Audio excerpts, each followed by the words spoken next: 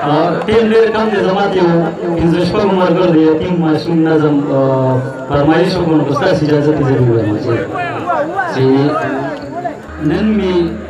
بازار کې داسې څو زوسپېلې ولیده نن مې بازار کې داسې څو زوسپېلې ولیده ما یو ماشوم وچې شونډې لیونې ولیده چا به وي اخوا چې چا دې خوا چا ټېلې ورکولې او دغې ماشوم بچي د هر سړي ټیکې ورکول چې غوږ مې کېښود د څلورې څه نږدې ختلې په دې بازار کې د چولو پالش نارې ختلې د چا به روزي چا چولې او چا به څه خرڅولې چې نظر شو د ماشوم بچي وخرڅول زه ورنږدې شوم ما یوه ګړۍ څارنه وکړه دغې ماشوم نه مې په چل چل کې پوښتنه وکړه ما ورته وویل چې دا دې کوم قصور کړی دی دا چې سزا یې خوري څه چل خو دې ضرور کړی دی راته یې وویل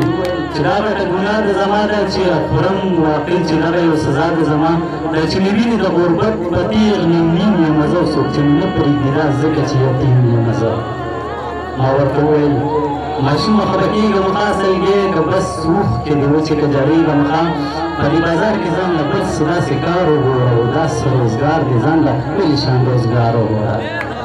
راته یې ویلې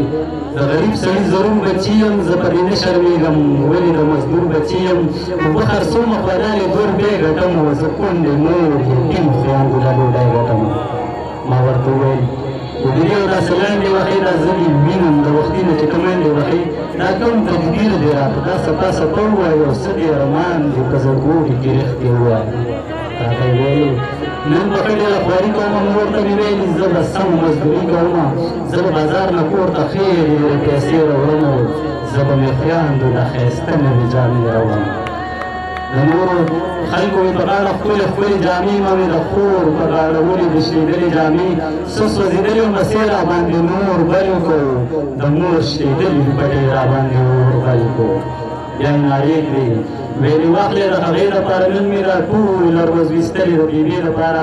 مور ته مې ویلې دي چې نن به یې په واده راوړمه زه به بازار نه تاله نوې پټه راوړمه چې د زړه نه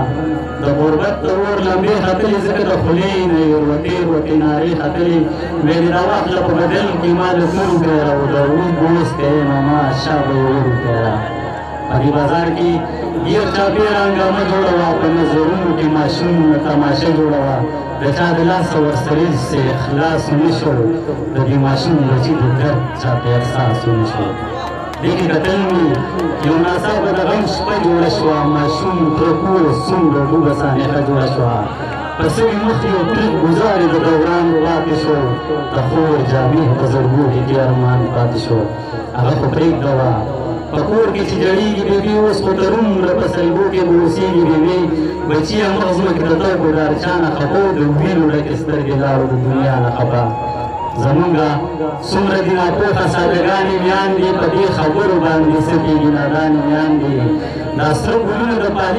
پالش نارو لغټوي پردي وطن دی ټاټکور مزدور ولغټوي خویندې یې غېږ کې ګرځوي سرې په ناز لویوي میاندې یې څومره په قربان اواز لویوي وړې سلګۍ ترې نه په شونډو په بېبیا وخېږي او پردي وطن کې په ډوډۍ پسې د ساه وخېږي خالي بدل کا د دې خوارو نصیبونه ربا فریاد هم وورې د دې جوړ زمونږ ربا زمونږ به څوک ویم دا سپېره قسمت وي خدایه پکې لیکلي به تر عمره د غربت وي خدایه دا ستا د دومره لویې خدایۍ ته ګوره څه پکې کم د دې غټې دنیاګۍ ته ګوره پکې ورکړې دي اغیارو نه مالداره برخه نو په دې خفه شم چې زمونږ پکې دا خواره برخه زمونږ د پلار نیکه میراث کې رسېدلې نه ده دا غریبي خو څه مخبلې مونږ غوښتلې نه ده چې اغیار د دنیا نه جنت جوړ کړو دلته په مونږ غریبانانو د قیامت جوړ کړو